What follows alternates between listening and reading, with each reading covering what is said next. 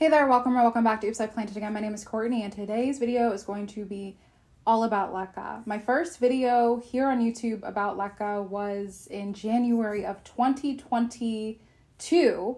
So I started experimenting with it a few months before.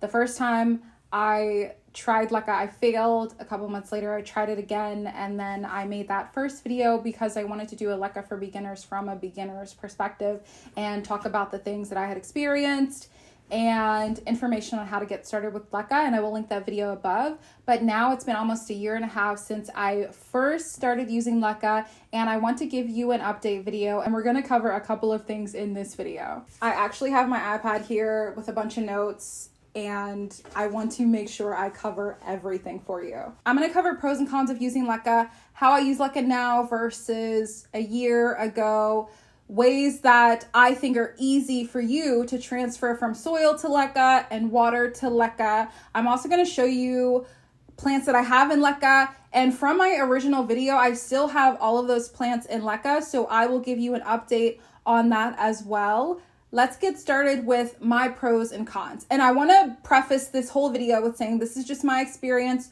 with LECA. In my care, take what resonates, leave what doesn't, but let's get started with the pros and cons. I have three major cons when it comes to using LECA. The first one is the nutrients part, right? So if you're normally using soil, even the most basic shitty soil has types of nutrients that plants need to thrive in the soil.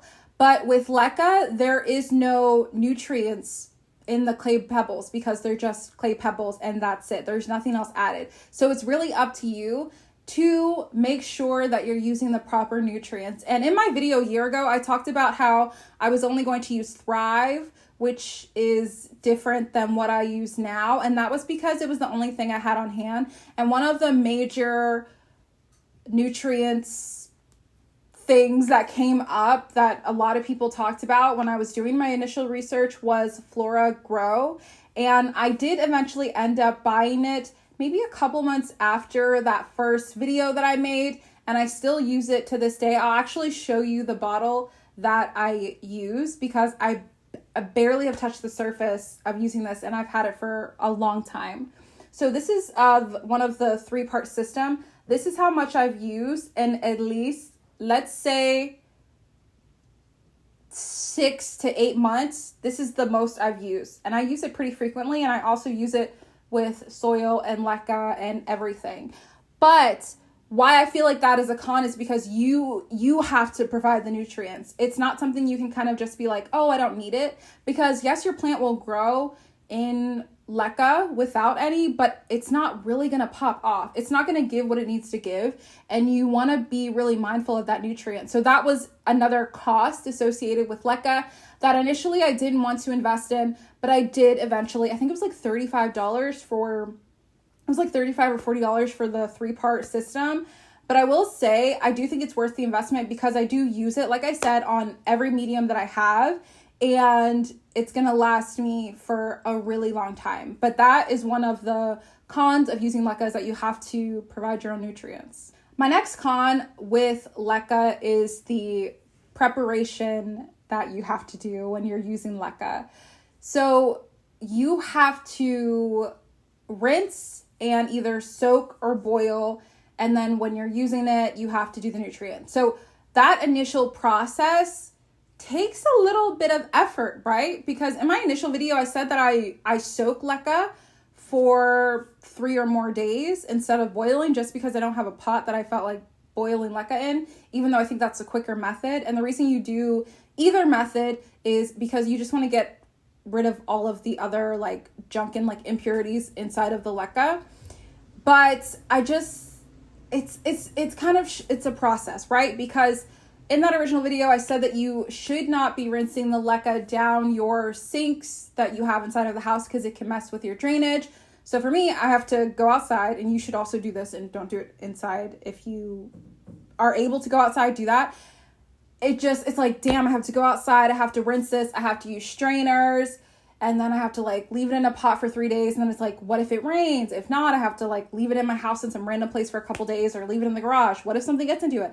all of this stuff like that. The entire process for prepping LECA, I think, is my most annoying part. So what I've done to combat that is I try to do a big batch at one time. I'm actually out right now. I need to get some more. But the process is just like, I don't know. It takes a little bit too long. And compared to soil, it's like you just pour it in the pot and use it. Or moss, you just pour it in the pot and use it. You know, you just use these things and they're already ready to use. But LECA, you have to prepare it, because if you don't, it's not good. You have to prepare it. It's just like a taxing process to me. And my last con for LECA is the reusing process. This is also going to be a pro, but the process to reuse is just basically like re-prepping it. And if the LECA has become like, gets like mold on it, or it's just like dirty, or the previous plant had pests or something like that, you just have to do that whole entire process over. And even though it's a pro that you can reuse it, it's just another, like, it's like re-prepping. So you have to do that process all over again. And it's just annoying to me. And I've been lazy with it at times, and that's not good. And I don't like doing it, but I like it because I am able to do it. But that's the last con that I have for LECA. And like I said, this is all from my personal experience. So let's get into the pros of using LECA. I'm going to piggyback off of the last con that I talked about, and that it is reusable. So when you're using LECA, the great thing about it is it doesn't really have anything in it. Even if there are pests or it gets moldy or something like that, you can just re-prep that LECA and reuse it again. If you're using moss and there's pests, or if you're using soil and there's pests, it's likely that those pests may have laid eggs, or they're just still in that soil or that moss. And it's harder for me, in my experience, to sanitize that medium to reuse. Like, I don't even think it's worth your energy or your time. But with LECA, all you have to do is rinse and kind of soak it or boil it. So even though that's a con, because I hate doing the process, it's also a pro, because that saves me money in the long run, because I'm not having to go buy a whole new bag of soil if I get pests or something like that. I can just reuse that same medium. Another pro for me is that LECA is less messy. If you've seen any of my videos in the last like 3 months, you know when I'm doing plant chores and I'm using moss or perlite or soil, I make a complete mess. Like, I spill stuff everywhere. And yes, I spill stuff with LECA, but to me, it's just so much easier to clean up. And I did say that in my previous video a year ago. I just think it's so much easier to clean up and just pick up. Also, because the clay balls are big compared to something like perlite or pond, or when you're using soil or moss, it's just way less messy. And for me, anything that makes the process of doing anything with plants less messy is definitely always going to be a pro for me. And this last pro is probably my favorite pro. Like, obviously I have more pros and cons, but these are the ones that I think are the most important to me, is that it's less likely that you're going to get pests with LECA. And if you do get pests, it's a lot easier to treat. Now, in terms of different types of pests, I have gotten spider mites on plants that have had LECA, and that's pretty much the major pest that I've had to deal with. But it's a lot easier to treat than if the plant was in soil. Specifically, a plant that I'm going to show you later in the video is one of the original plants that I put in LECA over a year ago. It's still alive, not doing great because it got spider mites, and I just never treated it. I kind of just left it, but I'll talk about that later in the video. But it is easier to treat because essentially you just have to pull the plant out, give it a whole like deep soak, pest control, pest treatment bath, and you kind of just stick it back in there. And that's the entire process. But if you get pests with a plant that's in soil, you can repot, but that's a pain in the ass. You're going to have to clean all of the leaves while it's still in that soil. You're going to have to either use like something to pour into the soil to cleanse or spray down. It's just like a whole other thing. But with LECA, it's kind of like you just yank it out, treat it, and put it back in. And that's honestly the biggest pro for me, because if I do have pests, it's just so much easier. But spider mites are the main pests that I've gotten, but not from the plant being in LECA. It's because the plant was near something else that wasn't in LECA, that was in soil, and then it just got attached and I had to treat it. The next thing I want to talk about is the easiest ways for you to transfer a plant from soil to LECA and from water to LECA, because these are the two methods that I still use to this day. So what I've learned from transferring from soil straight to LECA is that you have to be so sure of your rinsing process. You have to rinse, basically scrub those roots as clean as you can possibly get them. And the reason for this is because if there's any previous soil on there, it can likely rot your plant, because the soil and the LECA, they don't mix in that way. And it basically makes your roots be like, what is going on? Like, too much is going on, especially if your water level isn't correct when you do the transfer method. And it's just a mess. And a year ago, when I was doing these types of transfers, I was scared to transfer from soil to LECA. Now I've gotten a lot more confident, and I actually use soil and LECA in the same way, but I am smarter about the way that I use it, and I'm going to show you examples of plants that I'm able to use that in. But if you want to transfer from soil straight into LECA, you have to be sure that those roots are absolutely clean. I recommend using a toothbrush. I think that's just the easiest method possible. And one thing that I don't do anymore that I used to do a lot was, if I was transferring from soil to LECA, I would rinse out the plant multiple times over a couple of weeks. I no longer do that now. I think because I feel more comfortable with the way that I'm using LECA, and I feel more confident that I am cleaning the roots properly. Using a toothbrush is probably the best tip that I can give you if you want to transfer from soil straight into LECA. The other transfer method is from water to LECA, which I think is a lot easier. And if you're a first-time user of LECA, I would recommend you put your plant, whether it's already a water propagation or you want to do soil to water to LECA, to put that plant, clean the roots and put that plant in water. Let it grow a couple of roots and then transfer it into LECA. And in my original video, I show you exactly how to do that. It makes you feel a little bit more secure in your process of using LECA. And I would also say to try it first on a plant that is not as sentimental to you, just in case you don't like it. You know, I don't want you to fail and be like, oh, this is terrible. But if it works, it's amazing. If it doesn't, that's totally okay. But this is just from my experience. And every plant I think I've put in LECA is still alive. Am I right? I think every plant that I have put in LECA is still alive. Are they all thriving? No, but they are still alive, which is more than I can say for other plants that I've had in other mediums that have died. Now I'm going to show you the 3 plants from that original video that I put in LECA that are still alive. They're not doing great, but I'm going to explain to you why that is. In my original video, like I said, I had 3 plants that I transferred literally for that video into LECA. They're all still alive, but they're not thriving.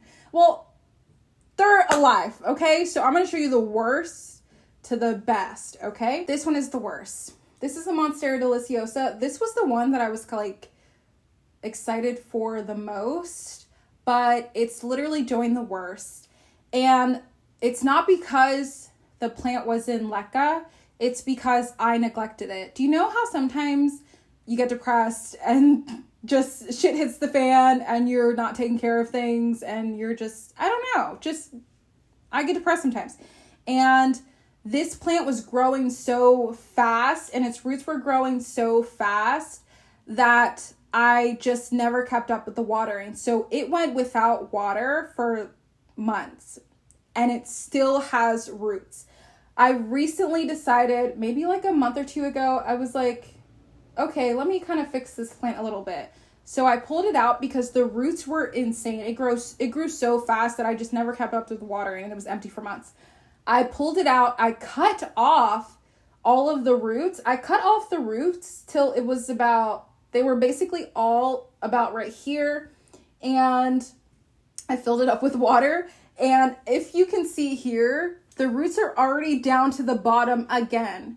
So it's taking up water so fast, and that's not a bad thing. But I haven't treated it for spider mites in months. Why? I don't know. It just sits by itself on this shelf that I have, and I just haven't treated it. Even though I know it's going to be easy, I just haven't felt like it. But you know what? In my next plant chores video, I will treat this plant because if it's still going to be alive and grow, I want to take better care of it. But yeah, still alive, just not doing great. But not doing like terrible. The next one is that Rhaphidophora tetrasperma, still alive and has grown, but not much. And honestly, the same thing with the Monstera deliciosa is the same issue with this. It just sat empty for so long because I just couldn't keep up with it. And I only recently repotted it, so it's growing a lot better and it's still alive. If it's still alive, it still has a chance. So, you know, not the best growth, but I have other examples of plants that I use LECA with that I will show you. But the point of the matter is it's still alive. And last but not least is the Cebu Blue. Now, this one is low-key chillin'. It has grown, and I'll show you the roots. As you can see, very happy. Very happy. Needs to be repotted. Like yesterday. Honestly, no complaints. Like, I also think sometimes in the plant community, we expect things to grow, like, insanely fast. And that's not always the case. Honestly, if something's still alive, I'm still going to be happy. So we do have growth and it needs to be repotted, but I don't know what I'm going to do with this plant. Now I'm going to show you how I use LECA now, and I'm going to show you a bunch of examples of plants that I use LECA with, and a little bit of how my method has changed from a year ago. This is probably my favorite method and probably the easiest. And this is the majority of like how I've been able to grow LECA. So basically this method is just putting the plants into LECA in these plastic cups. These are plastic cups that I think I got from like Target. I'm trying not to like drop this. So they're in LECA just the normal way that you would put a plant in just LECA. But I put a bunch of them into one container and I just fill up the bottom with water. So all of these plants are getting that water, and it makes it a lot easier to grow plants in this way. I've had a ton of plants in this method. Some have outgrown, other ones are not doing well, but that's on me. They were imported plants, and I actually made a video about imported plants a little bit ago, and I will make sure to put that in the cards. But otherwise, I think basically all of these plants were imported. All of these plants were imported, and they're all growing in this method. And I have some of those plants that died off, which happens with importing, but I have them, usually I'll just put the stick, like the main root, back into LECA. I really don't want to spill this, but I want to show you this without like spillage. This is one of those sticks that I put back in LECA, and it's growing. So I don't even know what this plant is, but hopefully by next month's plant diary, I'll be able to show you what that plant is when a new leaf comes out. But this is probably the easiest way and my most favorite method. This is very heavy as well. The next method I want to show you is the one that I was talking about earlier, where I use soil and LECA, but not in the way that you probably think. This is an example of a drainless method of using LECA, perlite, and soil. So the bottom layer is perlite and LECA. It's usually mixed up a little bit better, but don't worry about that. And then I have the rest filled up with soil. And I've changed the soil that I've used now. I use Fox Farm soil exclusively. It's the only one that I use. I actually need to get another bag of it. But with that soil, I feel like my plants have thrived, because even though I love LECA and I use it in a lot of ways, I would say at least 50% of my collection is still in soil. So if I'm going to use the soil, I'm going to use some good soil. But yeah, basically I just did the bottom perlite and LECA, and then the rest is in soil. I think because this plant was already growing in soil and I wanted to make sure the plant was comfortable, but I also wanted to be sure that I was going to be able to increase the moisture needs of this plant. And I will also add, this plant used to live in the grow tent and now it's not in the grow tent. and it's still alive. So that's definitely a plus of using this method with the soil, and it's pretty easy to put together. But yeah, this is how this one's growing. I love this plant. I used to be so bad at this plant, and now I feel a lot better. But as you can see, I may have to put it in a bigger container soon because I've already repositioned this plant to go down as far as I possibly can.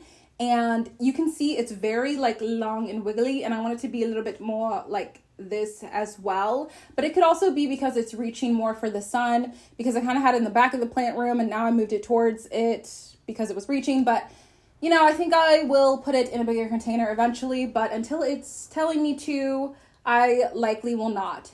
And as far as watering goes with this plant, I just keep the water level right below the soil. So this one, I most of them I don't have to fill up that often yet. I think because most of these I've transferred in the last, I would say maybe like 8 months, within the last 8 months. So most of them, their roots are not at the very bottom. I do have some that are, but until they reach basically the very bottom, I'm not going to really mess with repotting it, except for this one maybe. But in general, I probably won't. This is my other favorite method for drainless potting. This is LECA and perlite on the bottom and then moss on the top. And this is my Monstera albo. I got this plant in March of 2022.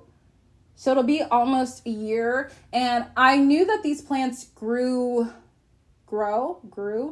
slowly compared to other plants. So I already kept that in mind. It was in water for the longest time because I just got a cutting, and then I switched it to this method a couple months ago, and I was kind of nervous because other plants that I've switched into this method or anything else with like moss, LECA, whatever, they kind of popped off rather quickly, but this one was just so slow, so I thought I like messed it up, but it's just a slow grower, and as you can see, it actually loves it. Look at all those roots. And yeah, I'm excited. Look at that one. That goes like all the way almost down to the bottom. So I think it really loves it. And this is the newest leaf right here, Bomb Variegation.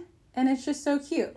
And also, if you have an IKEA near you, go get their glass containers. They have so many different varieties and I just love them. And I think they're inexpensive compared to other places. You can also get containers like these, glass containers, at thrift stores as well. And I've gotten some at thrift stores and love them. And yeah, I just love this method. I think it's super easy. This is another plant that I have in the drainless method. This was a plant that I imported from Ecuagenera. I got these plants in October. I think I ordered them in either August or September. I got them in October. It was the 3 for $80 for the Anthurium Queens. And I knew they kind of grew slowly, but all three of them all have a new leaf popping off. The seedling actually is on its like second or third leaf, but this one is on its first new leaf. And I had to give you, look at that. I was so nervous that I messed up this plant and potting it this way because it was just so slow. But then I'm like, okay, I feel a lot better, but this is going to be the first new leaf in my care and in this method. So if you've been interested in importing plants and you're a little bit nervous about it, don't be. I feel like the moss perlite LECA combo for me feels the safest. I don't think I have any of my plants that I've imported in soil. No, I don't think I do. I think one of the biggest reasons for that is that when I first imported plants, I put them in soil and then they didn't do well, like right off the bat. And I was like scared. And I feel like moss provides like a bit of a security blanket because I feel like you can't fail in moss. You just have to keep it moist. But that's why I like having the perlite and LECA at the bottom to wick up that moisture to the moss, keep the roots happy, keep the plant happy. And for this one, I keep the water level right below the moss. And you can see like this one, even though it's at the very bottom, I'm still not going to fill it up for maybe another 2 to 3 weeks because it seems to be chilling. This is another example of the drainless method, but in my prop box. I have a video on this and I will link it above, but this is LECA, perlite, and moss combination, but I had 11 black velvet alocasias in here. 3 of them quickly outgrew this method, and they're inside of the grow tent now in their own individual pots. And we have a bunch of roots inside of here. I don't think you can really tell, but I pulled them out and then I like reposition them back in. But I will link above that video of the ones that I recently just repotted, because I didn't even know that I needed to repot, because this I've probably filled up twice since the end of November. So that's like 4, 5, 6, 7, less than 2 months. So I've probably filled this up once a month. And yeah, I've had no issues with this at all. No gnats, no pests, nothing. Pretty much, I think, with all of these plants. Yeah, with all of these plants. The last 2 plants I have to show you are in the original method that I used in my first LECA video, but they're slightly different and I'll explain. So this is my Anthurium regale. This is the latest leaf, thank God, because the other ones look like crap. You can see that in my January plant diary, and I actually just recently ripped them off. But this one has just moss and perlite in the clear container. And then I have the LECA and water in here. And as you can see, oh my gosh, let me hold this up because it's kind of heavy. Wow. I mean, the results speak for themselves. This plant is very happy and seriously needs a repot. Am I going to commit to doing that now right here on video in front of you? I don't know, but I will do it soon, I promise. But literally, like, I mean, look at it. It's doing amazing. And, you know, I mean, what else can I say? It's beautiful. And last but not least is my Anthurium forget-a-guy. This is probably my favorite plant right now. It's just doing so well in this method. And I did this flower is about to be gone. I could probably just rip it off. I did try to save some pollen, but I don't know. This is about to be gone. It's already yellow. So hopefully I get another new leaf. Oh, I see it in there. There's something coming. But anyways, this is my Anthurium forget-a-guy. I think it's the white striped one.